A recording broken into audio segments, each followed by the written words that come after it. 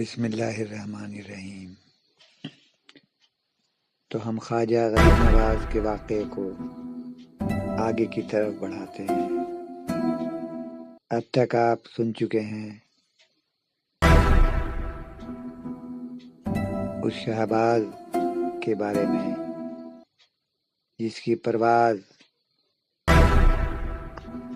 سدرۃ المنتہا تک ہے، اور وہ شہباز ہیں حضرت بابا فیض الدین گنج شکر رحمۃ اللہ علیہ۔ اب ہم آگے کی طرف بڑھتے ہیں۔ پھر آپ اجمیر تشریف لے گئے۔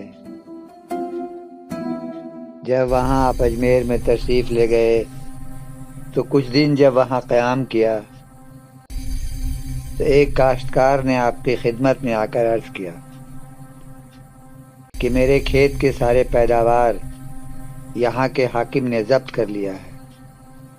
کہتا ہے کہ جب تک کہ فرمان شاہی نہ لاؤ گے اس میں سے کچھ نہیں ملے گا، لہذا حضرت کی مدد کا خواہاں ہوں تاکہ اس سال کے خرچ سے نجات ملے، کیونکہ میری روزی کا وسیلہ سوائے اس کے اور کچھ نہیں ہے۔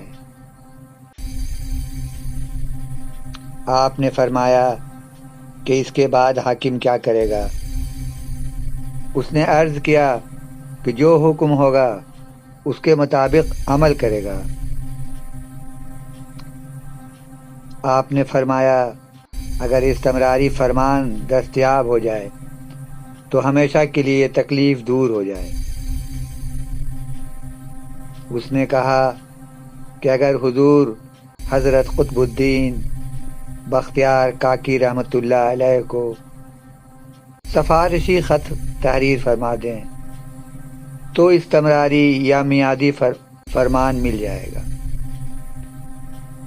آپ نے کچھ دیر غور و تأمل کے بعد ارشاد فرمایا کہ اگرچہ سفارش سے تیری مقصد براری آسان ہے، مگر اللہ پاک نے مجھے تیرے کام پر متعین فرمایا ہے، لہذا چل میرے ساتھ۔ اور اب آپ اسی وقت پھر دہلی روانہ ہو گئے۔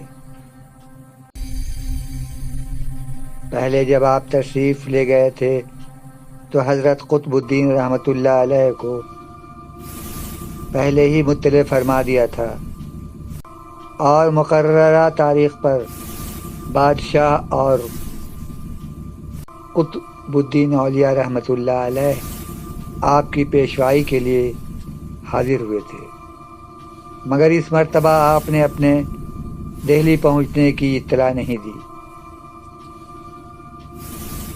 لیکن اتفاق سے ایک شخص آپ کو ملا اور اس نے دوڑ کر حضرت قطب الاقطاب رحمۃ اللہ علیہ کو آپ کے تشریف لانے کی اطلاع کر دی۔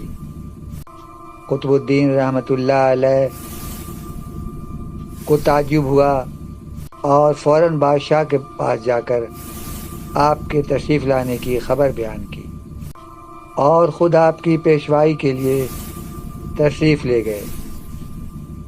بادشاہ وقت نے بھی اپنے افواج کے ساتھ جلوس شاہی سے آپ کا استقبال کیا۔ خواجہ قطب الدین اولیاء بختیار کاکی رحمۃ اللہ علیہ بلا اطلاع تشریف لانے کا سبب دریافت کرنے کے لیے مضطرب تھے۔ لوگوں کے چلے جانے کے بعد قطب الدین اولیاء رحمۃ اللہ علیہ نے عرض کیا کہ بلا اطلاع یکبارگی حضور کے تشریف لانے کی وجہ کیا ہے؟ آپ نے کسان کی طرف اشارہ کر کے فرمایا کہ اس شخص کے کام کے لیے آیا ہوں۔ حضرت بختیار کاکی رحمۃ اللہ علیہ نے عرض کیا کہ اگر حضور کے خادموں میں سے کوئی بھی سلطان سے عرض کرتا تو اس کا کام حسب خواہ ہو جاتا، اس کام کے لیے حضور کے تشریف لانے کی کیا ضرورت تھی؟ آپ نے ارشاد فرمایا کہ یہ درست ہے، مگر ہر اہل اسلام ذلت و غربت کے وقت خدا کی رحمت سے قریب ہوتا ہے۔ جب یہ شخص میرے پاس آیا تھا بہت رنجیدہ تھا۔ جب میں نے مراقب ہو کر درگاہ ایزدی میں عرض کیا تو ارشاد باری تعالیٰ ہوا کہ رنج و غم میں شریک ہونا عین بندگی اور عبادت ہے، اس لیے میں باری تعالیٰ کے خوشنودی کے پیش نظر یہاں تک آیا ہوں۔ ان دونوں روایتوں سے یہ پتہ چلتا ہے کہ جب حضور غریب نواز رحمۃ اللہ علیہ اللہ کی خوشنودی کے خیال سے کسان کو ساتھ لے کر اجمیر سے دلی آنے لگے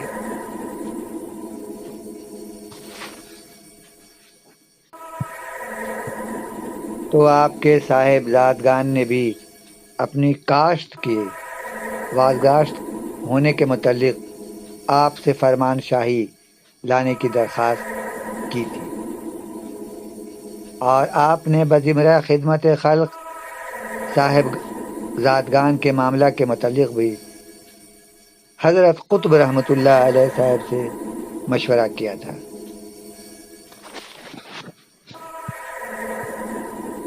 تو ذکر ہے خواجہ غریب نواز کا، اسی ذکر کو آگے بڑھاتے ہیں۔ ان کے مرید خاص اور جو خلیفہ بھی ان کے ہیں حضرت قطب الدین بختیار کاکوی رحمۃ اللہ فرماتے ہیں کہ ہم نے کبھی اپنے پیر و مرشد کو غصہ ہوتے ہوئے نہیں دیکھا، البتہ ایک بار کا واقعہ ہے کہ حضرت کہیں تشریف لے جا رہے تھے، ایک خادم شیخ علی آپ کے ساتھ تھا۔ اچانک ایک شخص آ کر آپ کے خادم کو برا بھلا کہنا شروع کیا اور اس کا دامن پکڑ لیا۔ حضرت خواجہ غریب نواز نے فرمایا، تو نے اس کا دامن کیوں پکڑا؟ اس نے عرض کیا کہ اس پر میرا قرض ہے، وہ نہیں دیتا ہے۔ آپ نے ارشاد فرمایا کہ اب تم کو دے دے گا، مگر وہ شخص نہیں مانا۔ تو اس وقت آپ کو غصہ آ گیا اور چادر زمین پر ڈال دی اور کہا کہ جس قدر قرضہ ہے اس کے نیچے سے لے لے، مگر زیادہ نہ لینا۔ مگر وہ شخص لالچی تھا، اپنا قرض وصول ہونے کے بعد بھی اس نے ہاتھ بڑھایا کہ زیادہ کچھ بٹور لیں ہم، کہ اس کا ہاتھ خشک ہو گیا۔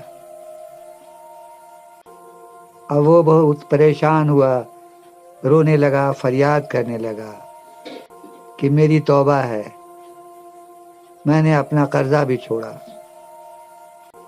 پھر دوبارہ ایسی غلطی نہ ہوگی، حضرت مجھے معاف کر دیں۔ تو حضرت کو رحم آ گیا اور قصور اس کا معاف کیا اور اس کا ہاتھ اچھا ہو گیا۔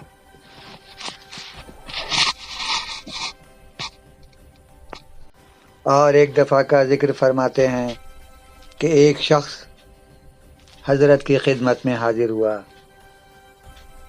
اور قدم بوسی کی اشتیاق ظاہر کیا۔ آپ نے فرمایا، تو جو وعدہ کر کے آیا ہے پہلے اسے پورا کر، پھر قدم بوسی کرے گا۔ یہ سن کر وہ شخص کانپنے لگا اور عرض کیا کہ فلاں شخص نے مجھے آپ کو مارنے کے واسطے بھیجا تھا، میرا قصور معاف فرمائیے، اور مرید ہو گیا اور مدت العمر خدمت میں رہا۔ حاضرین کرام نے جب اس شخص کا نام دریافت کیا تو آپ نے فرمایا کہ ہرگز اس کا نام ظاہر نہ کرنا ہمارے دین میں پردہ پوشی کا حکم ہے۔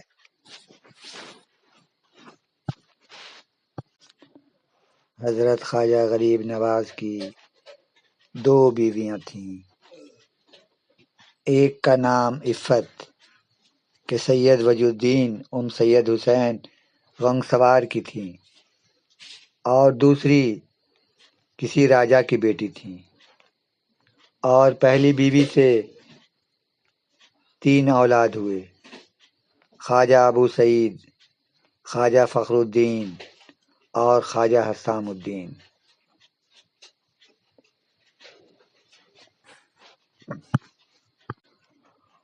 خواجہ ابو سعید کی عمر 50 برس کی تھی اور ان کے 2 فرزند تھے۔ خواجہ فخر الدین ایک بزرگ اور صاحب نعمت تھے، اور بعد انتقال خواجہ صاحب کے 20 برس تک زندہ رہے، اور عمر ان کی 70 برس کی ہوئی، اور ان کے 5 فرزند تھے۔ اور قصبہ سردار میں ان کے اجمیر سے 16 کوس ہی انتقال فرمایا اور وہیں دفن ہوئے۔ خواجہ حسام الدین جو ان کی اولاد تھے وہ کم عمری ہی میں غائب ہو گئے اور فقیروں کی صحبت میں شامل ہوئے، اور ان کے 7 فرزند تھے، اور من جملہ ان کے خواجہ حسام الدین بہت صاحب کرامت تھے، اور حضرت نظام الدین اولیاء رحمۃ اللہ علیہ کے مصاحب تھے، اور دوسری بیوی سے ان کی ایک بیٹی تھی۔ دوسری بیوی جو دکن کے راجا کی بیٹی تھی، خواجہ غریب نواز نے اسے حلقہ اسلام میں شامل کر کے اسے عقد فرمایا تھا۔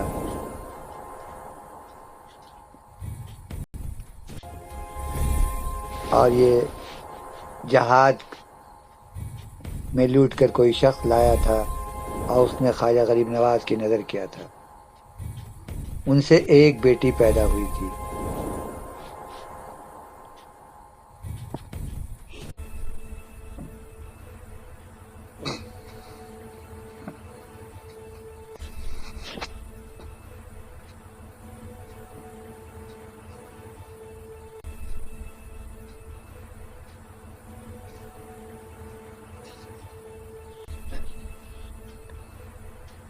خواجہ کے خلیفہ میں ایک نام اور ابھر کر سامنے آتا ہے، وہ ہے جے پال جوگی کا۔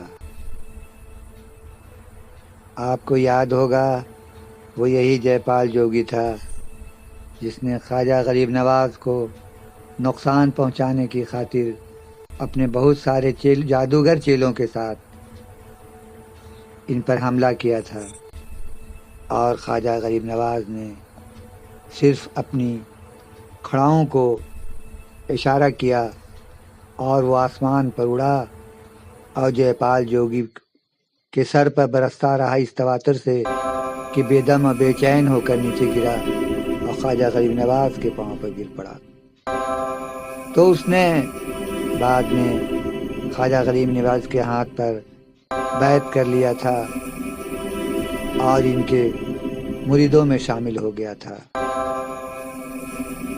تو وہ کلمہ گو بن چکا تھا۔